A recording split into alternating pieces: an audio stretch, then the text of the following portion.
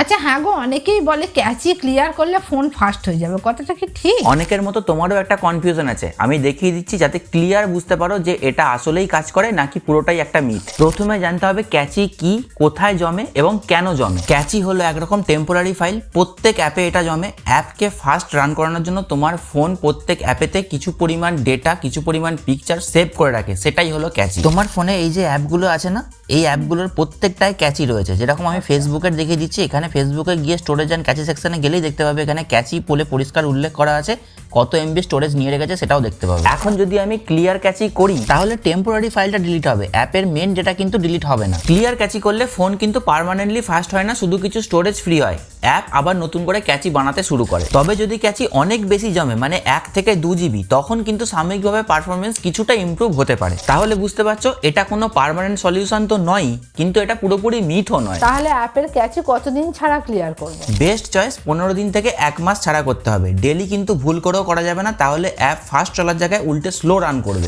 আবার যদি 6 মাস ধরে জমিয়ে রাখো তাহলে ক্যাচির সাইজ কিন্তু অনেক বড় হয়ে যাবে, উল্টে তখন অ্যাপ ক্র্যাশ করতে পারে অথবা আবার স্লো রান করতে পারে। দেখো ক্যাচি ক্লিয়ার কিন্তু কোনো ম্যাজিক না, এটা একটা মেনটেনেন্স প্রসেস। সব থেকে বেস্ট অপশন হচ্ছে তোমার ইন্টারনাল স্টোরেজের ইউজ 50 থেকে 60%-এর মধ্যে রাখা, এটাই কিন্তু বেস্ট সলিউশন। মাথায় ঢুকলো কিছু? হ্যাঁ গো, অনেকটাই বুঝেছি। ভিডিওটা ফ্যামিলি মেম্বারদের সঙ্গে মাস্ট শেয়ার করুন যাতে এই রকম কনফিউশনগুলো ক্লিয়ার হয়। ফলো বা সাবস্ক্রাইব তো আপনারা করেই দেবেন।